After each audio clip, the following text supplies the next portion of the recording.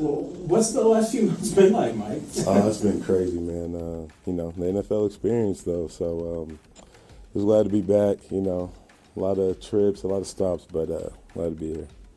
I know it surprised a lot of people when you didn't make the roster here. What was the conversation like? How did you find that out? Was it coach or Veach or it was everybody in the staff, but it's a business at that time, and I was grateful to be able to have opportunity with the Bengals after that.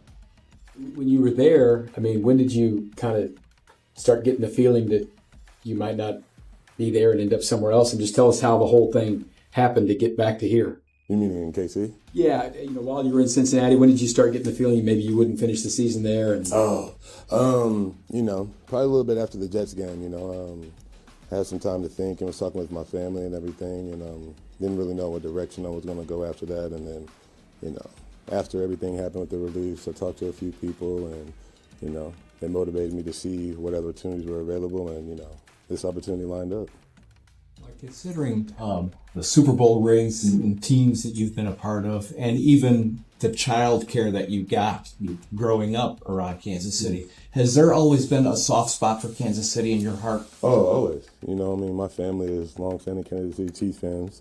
Even though we all bleed red, we bleed a little bit of yellow too for KC. So, my family's here. The doctor who cured me and went through chemo's here. So, it's always, attached to it here. Everybody knows I love KC. Come on now. Feel really comfortable walking back in here? I mean, it's like putting an old shoe on or something. Oh, absolutely. When you've been somewhere this long, you have connections with everybody. From the janitor, people who make food, players, coaches. So, it felt normal. So I was just glad I was able to walk through those doors. Did you watch? I know you're busy with your own games, but not always playing at the same time. Were you watch? I know you played for a lot of teams too, but were you watching Chiefs games and kind of saying, hey, I could maybe help out? Always. I'm a student of the game, so and being on as many teams, I have a lot of friends who play, so I'm always checking out games on Sundays and trying to catch everybody, my young guys, see if they're doing successful on other teams. So, yeah. Just go ahead. This is the third time you joined the team mid-season, and the last two times they won the Super Bowl. So, are you just expecting that now? I didn't know that. You guys knew that? That's a fact there? I don't know. I don't know. However fate has it. Considering, just for the sake of accuracy, did you ask for your release with Cincinnati? Yes. Was there a certain risk factor in doing that at this stage of your career? With any business move in the NFL, there's no guarantee, so there's always a risk. But, I talk with the right people. I'm confident in my ability. So, we didn't know how long it would be. We didn't know where we were going. So, once we laid out all the options, talked to other people, glad we made the right move. Thank you, everybody. I was going to say, Mike, did you hear Chris's pitch to have you come back? Yeah, I've seen all that crazy stuff. I say we don't have our costumes on necessarily, but we both got the orange memo, so we are very bright and we're ready to break down some moves for the Bills and Chiefs. And let's start with Buffalo and their defensive line. This really could be the difference if they see the Chiefs again in the playoffs. So whose door maybe should they go knock on? Yeah, we are absolutely in the Halloween spirit, Emily, and the Bills should just travel down to southern New York, really to New Jersey, and knock on the door of the New York Jets and see if Harrison Phillips is available for trade. You look at Buffalo's issue, and the reason they need to bring in a defensive lineman is, for one, they can't stop the run. That's something they struggled with this year. The secret to beating the Bills is just running the ball on them, because then you control the clock, you keep Josh Allen off the field. The Bills just suffered a rough injury with Ed Oliver, one of their top defensive linemen. He's going to be out for several weeks. So how do you beef things up? You call the Jets, and yes, they are a division rival, so who knows if they will answer the phone. And you ask for Harrison Phillips. Phillips started his career in Buffalo. He is familiar with the front office. He's familiar with the coaching staff there. So he is someone who would theoretically be able to go in and kind of fit in right away. There's no learning process there where you got to sit in for practice and kind of figure out what you're doing. And so if he ends up there, I think he could go in and contribute almost instantly. And so the other thing with the Buffalo Bills, though, is that this team does not have a lot of salary cap space. They have less than $2 million in cap space right now. So they can't go out and sign someone that's going to cost them $10 million. Harrison Phillips, not going to cost them $10 million. He's somebody they could absolutely afford based on the cap hit they would have to take for the rest of the season. Somebody who can contribute right away, and that is why the Bills should give a Halloween call to the New York Jets. I love it. How about the wide receiver position? This is not the first Halloween they've been in search of a wide receiver one ever since Stephon Diggs left. But those wide receiver ones, they're pretty hard to find. So maybe how likely are they to find that house, stumble upon the one with those full-size candy bars, so to speak? Yeah, for this one, I think the Bills should call down to Louisiana, New Orleans Saints, to see if Chris Olave is available. I think one thing with Buffalo, and it'll be interesting to see if they feel a little jilted based on what happened last season, because remember last year, the Bills did try to hit a home run in the receiving department. They made a trade for Amari Cooper, and that simply did not work out. So it'll be interesting to see if Brandon Beane feels burnt by that. Amari Cooper, just 20 catches for less than 300 yards during his time in Buffalo. But he was kind of over the hill. I think we knew he was on the back end of his career. With Chris Olave, he is not over the hill. He is someone who could contribute right away. He would give the Bills a bona fide number one receiver, which is something they simply do not have this year. No Buffalo receiver has more receiving yards than 375. That's as high as it is. Olave has over 500 receiving yards, and he's been catching passes all season from Spencer Rattler. So if you put him in the Bills offense, I think he could be really explosive, and he is on his rookie deal. So the cap hit this year is something the Bills could afford. As I mentioned, less than $2 million in cap space, so they have to kind of tiptoe around that, do some salary cap gymnastics to make it work. But wow, if Chris Olave ended up in Buffalo, that would be quite the treat for the Bills, because he would be an instant upgrade over anything they have right now. I don't know if the Saints are opening that door necessarily, but man, Chris Olave would be jumping into that trick-or-treat bag for the chance to play for Josh Allen. On the other side, though, the Chiefs running backs are 27th in scrimmage yards per game this season, so where could they go trick-or-treating for a running back? Well, we just mentioned the New York Jets earlier, the Bills calling about Harrison Phillips. The Jets should just leave their home, just answer your phone, because a lot of people are going to be calling. The Chiefs need to call the Jets to see if Breece Hall is available. Why not go for the home run here, Emily? We know that they need help, and it's not just that the rushing game has struggled a little bit, but Isaiah Pacheco has a knee injury he's dealing with. He's week to week. Kareem Hunt has been serviceable in small doses this year, but I don't think he's someone you want to be relying on if you have to give him the ball 20, 25 times a game. So that's why you call up. You see if Breece Hall can come in. You look at what he's done this season in the Jets offense. The Jets offense has not been good this year, but Breece Hall has still managed to go for nearly 600 rushing yards. He ranks in the top 10 this season in rushing yards. He's still on his rookie deal, which is a huge part here. He won't be a huge financial commitment. You'd kind of just be test driving him here. The Chiefs could very easily let him walk in free agency after the season, or hey, look, if he helps you get to a Super Bowl, maybe you sign him to a new contract. But Breece Hall would absolutely be an instant upgrade for the Kansas City Chiefs. And these things kind of go hand in hand, running back, offensive line. We all know what happened to the Chiefs in the Super Bowl. Philly was treated to 6 sacks of Patrick Mahomes. So what's a move? Where's the house? Where do they knock on that door to make sure that doesn't happen again?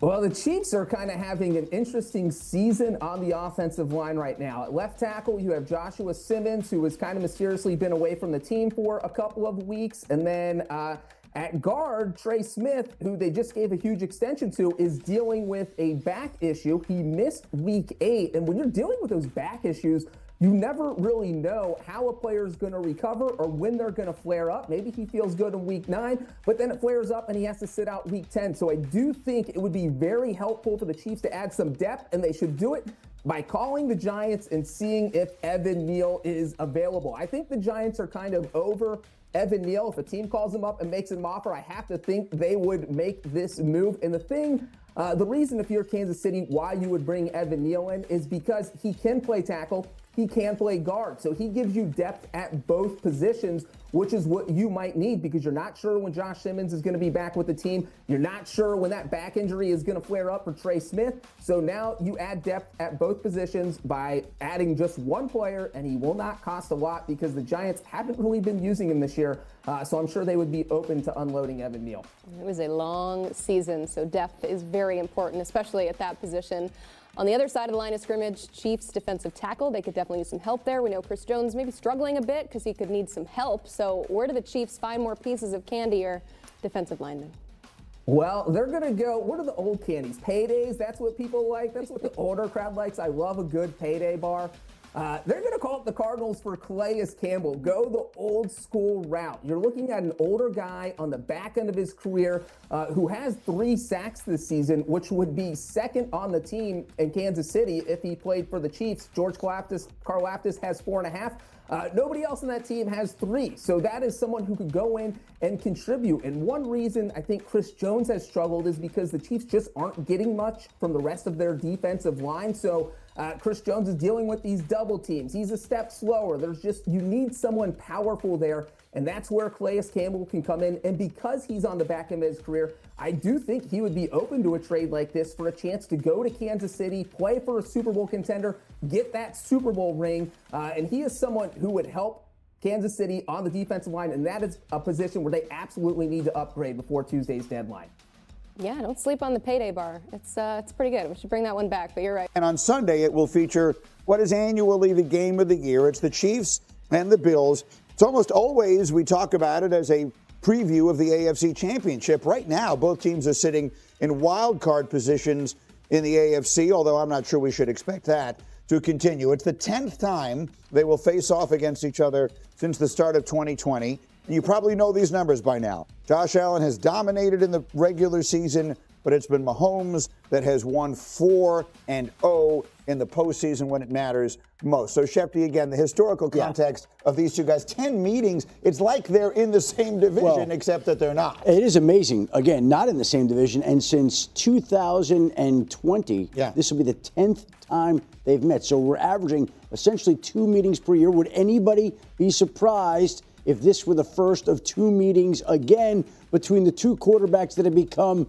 this version of Tom Brady versus Peyton Manning, right? That's what we're looking at right now. Exactly what we're looking at. Right? In the early days of that rivalry, it was Brady's Patriots that completely dominated it. And then ultimately, and we talked about this with Jeff Saturday a lot yesterday, the Colts were able to turn the tables and finally get it on their side. And if the Bills are going to do that, what does Josh Allen need to do? Play better and really in many ways challenge his defensive line from Kansas City to beat him. This defensive line for Kansas City has not been this year what it has been in the past. Karlaftis, Chris Jones not dominating. Josh has not played well. He's played frustrated. He hasn't been great versus pressure, but this defensive line hasn't been fantastic. If I was Josh and I was Joe Brady, their offense coordinator, this game is going to be a hold-it game. Go make plays because you're going to have to score 30-plus points to win. So we talked a lot about Josh Allen and the Bills offense in our first block this morning, and you mentioned, just for those who are joining us here quickly, there's a sense, I think, amongst a lot of people that the Bills could really use help at receiver. Do you expect them to find that in the next 5 days? Well, I expect that they're going to be calling around and looking around to see if they could add another wide receiver. It doesn't mean that they necessarily will. I think that Rashid Shaheed in New Orleans is a wide receiver that has generated a lot of attention and interest around the league. And it would not be a surprise if by Tuesday the Saints moved on from him. There are a number of teams that are looking for wide receiver help. Buffalo is in the mix. Are they going to be willing to offer more than another team that's looking for a wide receiver? But he would be somebody that I'd be watching here in the next Quickly to my wide receiver expert, is Rashid Shaheed a guy who can tilt the balance of power? Is he that level of good? He is that level of good because of the role that he plays with the receiving core. You'll always hear me talk about roles, absent a guy who is a solidified X, can win at all 3 levels, beat man-to-man, physical prowess. And the Buffalo Bills have gone with the receiver by committee approach, but they don't have anybody for the top part of the defense. And that's where they've struggled. And so it's hard for them to continue to separate if they don't have somebody right-sizing every part of the defensive, area so that Josh Allen can maneuver where he goes with the football. Okay, then let me get to the other side, because I said something right at the end of this conversation in our first hour that I was somewhat surprised by the reaction to. So, Lawan, I'll start with you. I mean, injuries are always the great equalizer. And so if there was some way of eliminating that threat, I've always been one who said you never take a team against the field, because you always take the field because injuries are always something in the NFL that will change everything. If you could tell me right now that the important people on the Chiefs are going to be healthy when the playoffs start, I'll parlay more to recap over on Mahomes, over on Cook, over on Allen. If you like it, it's a parlay at ESPN Bet Sportsbook app. Look for the more or less featured parlay on the homepage and in the parlay lounge. Meanwhile, speaking of Allen, yesterday Dan Orlovsky was here and said this about the reigning MVP. It's a must-win for Buffalo, and I go back to why last season ended the way it did. If you go to this matchup at home in Buffalo, Josh Allen has that massive run on fourth down that basically salts the Chiefs away. And then you go to the playoff game, that fourth down that was on the road in Kansas City where he's running around against that pressure, no plan for the protection, and it's a Hail Mary heave up, which ends up being somewhat of a drop by Kincaid. For Buffalo to get to the Super Bowl, that game in the playoffs has to be played in Western New York. Game is always critical. I tend to agree. I think Kansas City can beat you anywhere you want to play. They're like the old Bulls that I used to cover. Where do you want to play? What style do you want to play? We don't care. When do you want to play? When do you want to play? That doesn't make any difference to them. Do you think the Bills have to win this game? I think they do. I think better yet, so they can keep pace with the Patriots, who they've already lost to in their division. Remember, they're not leading their division. Kansas City isn't either. So it's important for them as well, as they've already lost to the Chargers, and the Broncos are in the head of the division. But when you think about Buffalo it's mental. Right, because they don't think they can beat Kansas City when it matters the most. They haven't been able to do that. Mm-hmm. And this has been the nut that Josh Allen hasn't been able to crack. And the problem is he doesn't have enough weapons on the other side of the ball. Now, if James Cook isn't cooking that day, he really doesn't have any reliable receivers. That's why it's important that Brandon Beane goes out there and finds somebody that give him a legitimate weapon, because you need stars. Stars wins games in the playoffs, not role players. Let's come back to that. When we were doing like a Friday forecast note earlier, Bart said you think the Chiefs beat them badly enough that the Bills feel they need to do something. I happen to have Peter Schrager sitting next to me. What might that something mean? I've got to put caution out there. It is really difficult for the Bills to do anything. Last year they had cap space and they were able to wheel and deal and bring in Amari Cooper. This year they have the least cap space in the entire NFL. $0. Meanwhile, the Patriots have the most in the NFL. If we're looking at these two teams, I think the Patriots are far more likely and far more able to make a deal to get them over the top than the Bills. Brandon Beane's a master. He's wonderful with the salary cap. There are ways to get around it, but Bart, I think on paper it makes a lot of sense. Bring in a receiver, give us a deal. They need it. Yeah. I don't know if they can do it. They're hamstrung right now. Let's explain why they need it to my receiver over there. With what they have right now, what are they missing? All right, so number one, you have guys this season in and out of the lineup. Josh Palmer, who they signed in free agency, he's hurt right now. He's out. Dalton Kincaid as a tight end, who I thought needed to take another jump this season. He hasn't played every game. And then Keon Coleman, he needs to get better as a wide receiver. I did the game last week on ESPN Radio with Steve Levy, and there was a blowout, right? But the coaches sent Keon Coleman back into the ball game so he can get more reps and continue to learn. But there has to be more to your resume and more to your route tree if you're Keon Coleman. It just can't be a go route, a slant, or a hitch, or a stop. You have to be able to run the entire route tree so you can get open for your quarterback, so y'all can have explosive plays. That's one of the things that they're lacking right now in Buffalo. Absolutely. And just to sort of finish it up on this game before we get some bets over here from Joe, I said this yesterday. Tell me if you agree. I didn't know that this was a setting on I don't play a lot of video games, but Taylor said you can turn off injuries, like where injuries don't become a factor. If you could turn off injuries, right now I would take Kansas City against the field to win the AFC. Exactly. Nobody beats them. If their important guys stay healthy, nobody beats them. Exactly, because now Travis Kelce comes to life because they have fifth and sixth options, right? And then what happens is when they put those receivers out there and they're master in their personnel, and they're master in their formations, then the box is light. So then Pacheco and Kareem Hunt runs down, right? And God forbid if they go out and get a guy like Breece Hall, or if they go out there and get an Alvin Kamara, then game really over. I had an opportunity to speak with Josh Allen before the Monday night game against the Falcons, and I asked him in the production meeting, because we were doing the game on the sideline reporter, hey, is there an opportunity where you look at how the pressure of this game and the pressure that he says, I've put that all away this offseason. I'm going week by week. And you roll your eyes, say it's a cliche. He says, no. I've learned. You can't control that now. Right. All we can do is focus on this. I have to think they, as a team, are looking at this game as a huge game and not just another Week 9 game. Obvious reasons, because it's the Chiefs and all that stuff. But they know that if they lose this game, it is a huge mountain to climb. Joe, you're giving the points. There's blood in the water with Kansas City. I don't see him as good as everyone else does. I see him as vulnerable. They've got 3 losses. It's not November yet, but no one's taken him out. That's why it's a must-win for Buffalo. You got to put them in a position where they're not dictating terms to the rest of the AFC. That said, yeah, I'll take Kansas City here because I don't trust the Bills. 4 of their 5 wins are against the Jets, the Dolphins, the Saints, and the Panthers, who are combined 8-25. You don't have Ed Oliver in this game, which hurts your pass rush and your run defense. Kansas City comes in, it's relatively tight, and what ends up happening is Mahomes figures it out late. This game has never been about Josh Allen. He's always been great. Mahomes has always been great. It's about the fact that everyone around Allen has never risen up to the challenge when it's mattered. Massive game at home. That crowd, there's a lot of people talking and circling that this isn't the Bills team we thought they were. All chips in. I think the Bills find a way. I think it's going to be a fast. Certainly, it's anytime those guys are. Tell you what, Patrick Mahomes and his offense is back. I see them going and taking on the Buffalo Bills and embarrassing them enough to make Brandon Beane have to go out and make a big trade during this weekend. I think the difference between Kansas City and Buffalo right now is really, really wide apart. And I think they're going to have to close the gap, and to do that, they got to get some more pieces. Oh, bookmark that one. Julian Goldstick, our producer. We're coming back to that later in the show. Harry, give me a bold forecast. Give me a Friday forecast. Yeah, I'm going to Denver Broncos and that defensive line. They're going to have 6 sacks versus the Houston Texans in that weak offensive line. This is the leading sacking team in the NFL, and Himbo sent me a stat. The Broncos sacked the quarterback at the highest rate, 11.7% of dropbacks. That's the most by any team in the last 25 seasons. A bit lukewarm, if you ask. They played the Jets, right? Lukewarm. Yeah, no, it's a hot stat. I like it. Harry, that was you. Peter, give me a freaky Friday forecast. This Packers defense keeps on getting after the quarterback. I think they hold the Carolina Panthers to a single digit on Sunday, and they make a statement across the NFL that we're not just Jordan Love. You're going to have to deal with us over the next few months as well. I like it. And then finally, Joe, give me a freaky Friday forecast. Falcons upset the Patriots. Woo! This is your ultimate buy low, sell high. Atlanta's in the toilet right now. Harry don't believe that. Yeah.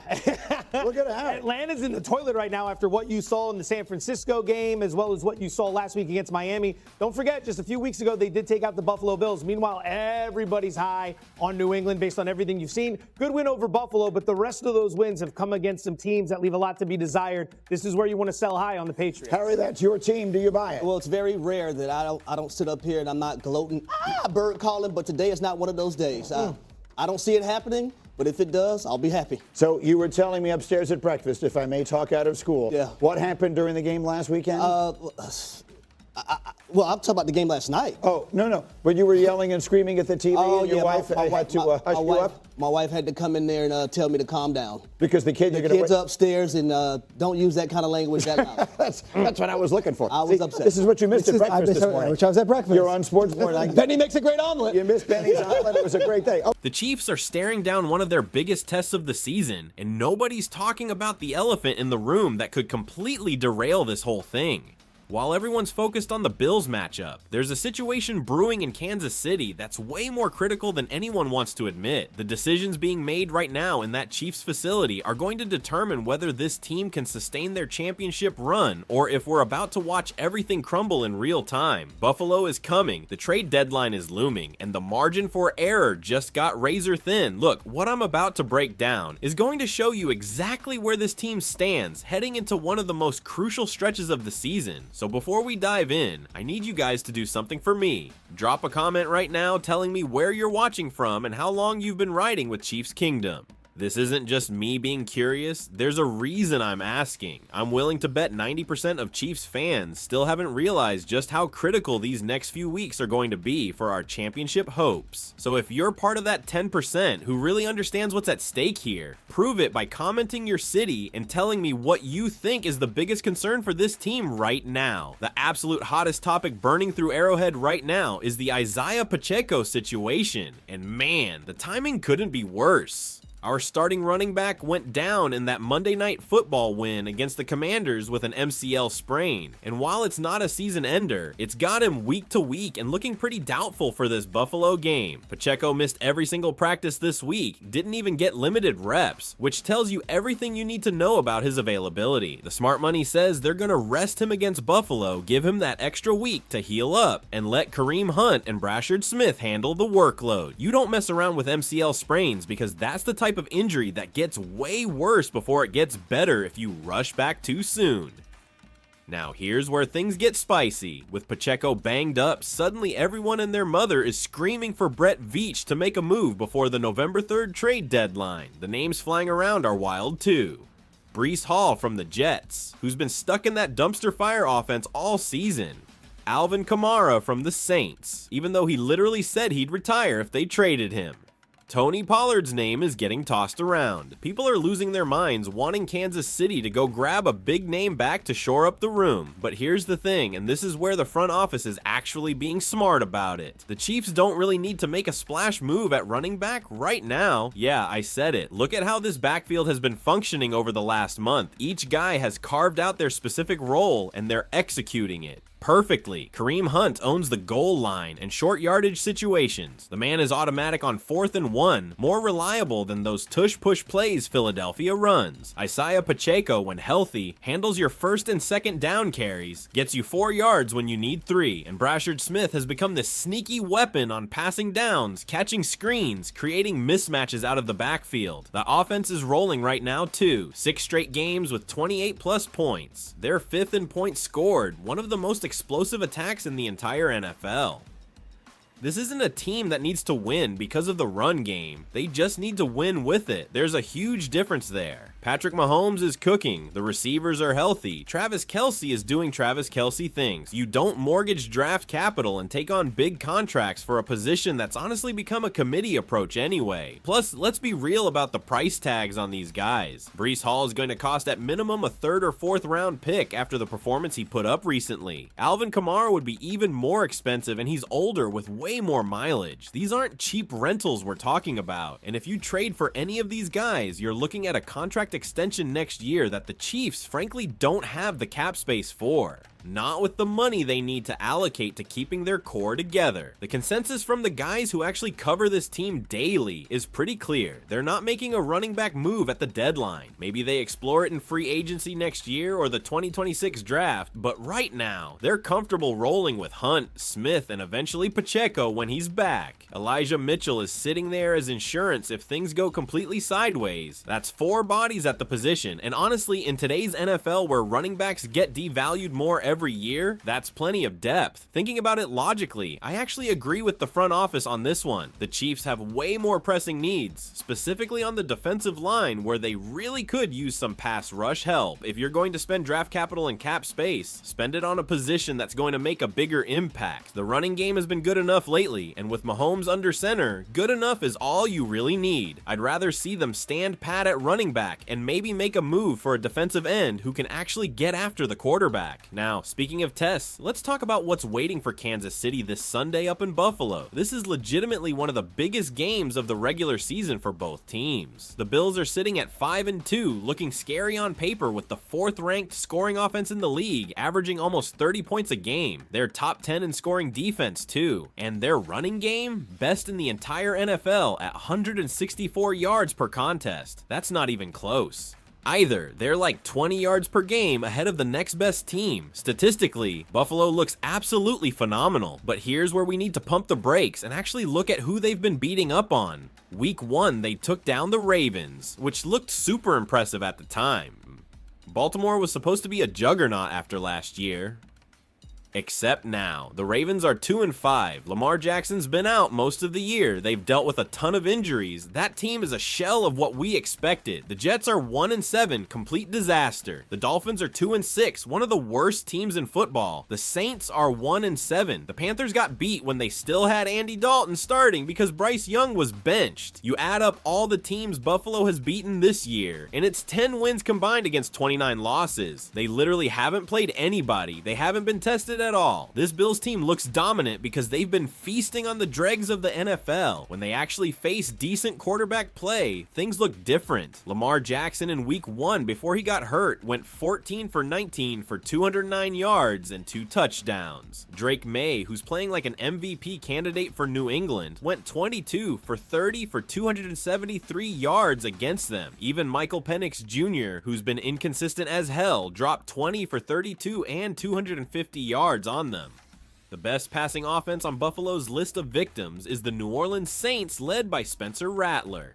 Think about that for a second. If you're on a list of 5 teams and the best quarterback you faced was Spencer Rattler, you haven't exactly been going up against Murderers Row. This Bills defense has great stats because they've been playing terrible offenses, not because they're actually locked down. Which brings me to the keys for Kansas City to win this game. Number 1, and this is non-negotiable, do not let James Cook take over this game. Outside of Josh Allen, Cook is by far the best weapon Buffalo has, and it's become painfully obvious this season that they don't really have many other places to go with the football. Cook has been absolutely balling out, 126 carries for 753 yards, averaging 6 yards per pop with 7 touchdowns. He's stacking up over 100 yards per game, and he's the engine that makes their offense go. Here's the good news though, our run defense has been absolutely nasty lately. Over the last 3 games, we've allowed just 54 carries for 184 yards total. That's less than 3.5 yards per carry. We haven't allowed a single rushing touchdown since week 5 against Jacksonville. We also haven't let an opposing team hit 100 yards on the ground since that same week. So this is like the unstoppable force meeting the immovable object. Something's got to give. Either Cook is going to break through and get his, or our defensive front is going to stuff him and force Josh Allen to beat us through the air. Key number 2 is letting Mahomes cook, and I know that sounds weird when Buffalo has the second best pass defense in the league by yards allowed per game, but again, that stat is misleading as hell. Look at the quarterbacks they've faced. They just played backup Andy Dalton last week, who was dealing with a broken thumb. Of course he sucked. He sucks when he's healthy anyway. But the good quarterbacks who actually have talent, they've picked this secondary apart. We already covered Lamar, Drake May, and Penix putting up solid numbers. The problem for Buffalo is they've been playing some of the worst passing offenses in the entire NFL. Mahomes is a completely different animal than anyone they've faced so far this season. If our offensive line, hopefully with Trey Smith back in the lineup, can give Patrick time in the pocket, he's going to shred this defense. That's what it comes down to. Time equals success for Mahomes.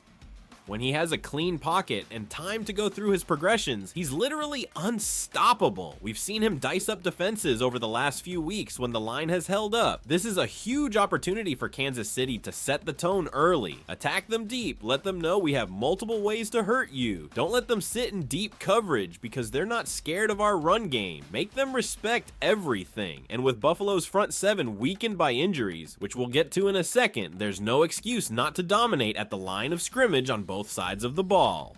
Key number 3, and this might be the most important one, just stay out of your own way. The penalties and unforced errors have been the biggest thorn in our side even during this winning streak. 9 penalties for 95 yards last week against Washington. 2 turnovers on our first 2 drives to start that game, one of them a bad throw by Mahomes, the other one bouncing right off Travis Kelce's hands. The sloppy play goes deeper than just turnovers too. We're averaging 7 penalties per game this season, which ranks 18th in the NFL.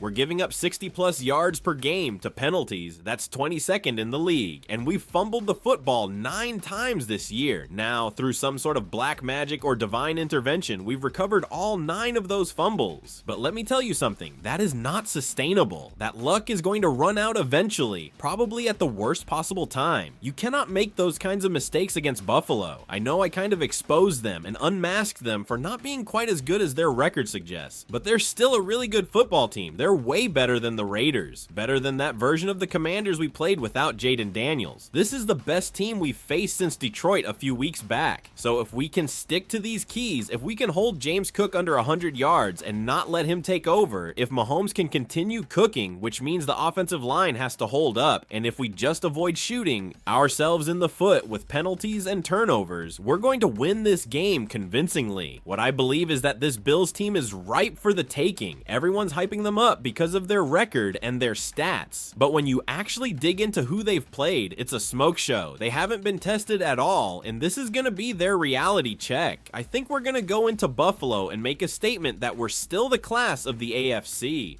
Let's talk about the injury situation because it's actually a huge factor in this game, way more than people realize. On the Chiefs side, Trey Smith is listed as questionable heading into Sunday. He's been limited in both Wednesday and Thursday's practice, and man, I'm really hoping we see him out there. Trey is such a critical piece of both the run game and pass protection. When he's in the lineup, everything just works better. Mike Caliendo filled in last week, and look, we love you, Mike, but it was pretty rough out there against Washington. It would be even rougher against Buffalo's defensive front if he's starting at right guard again. Then you've got Isaiah Pacheco, who's missed every single practice this week. Like we already covered, I don't think we're going to see him, unfortunately. That MCL sprain has kept him either completely out or limited all week. It's going to be a tough push for him to actually suit up. And honestly, I wouldn't be surprised at all if they just rest him. Give him that week off, let Kareem Hunt and Brashard Smith handle business, and get him back healthy for next week. You don't want to risk making an MCL injury worse by rushing him back. But here's the thing that nobody is really talking about enough. Buffalo is way less healthy than we are, like significantly worse off. They've got 4 starters on defense hitting the injured reserve right now. Ed Oliver, their stud defensive tackle, gone. TJ Sanders, their rookie defensive tackle, out. Dorian Strong, also on IR. Daquan Jones, another defensive tackle, missed all of this week's practice. Josh Palmer, one of their receivers, was limited on Thursday dealing with an injury. And Shaq Thompson, a key piece of their front 7, also missed practice Thursday. This Bills team has been absolutely demolished by injuries, especially on the defensive line. When you look at the interior of their D-line, it's basically a mash unit. Ed Oliver, who's their best interior player, isn't playing. TJ Sanders is out. They're rolling with Deion Walker and potentially Daquan Jones if he can even go. That's a backup interior defensive line, and that's huge for us to take advantage of. We've struggled to establish the run all season long. This is our opportunity to physically dominate a weakened defensive front. If we can't set the tone with the run game against backup interior linemen, then we've got serious problems. This is where you establish play action, open up those deep shots for Mahomes, and make Buffalo actually respect every facet of your offense. You can't let them just sit in too high safety looks all game because they're not scared of your run game. Make them pay. It sucks for Buffalo that they're dealing with these injuries, but in the NFL, you've got to take advantage of every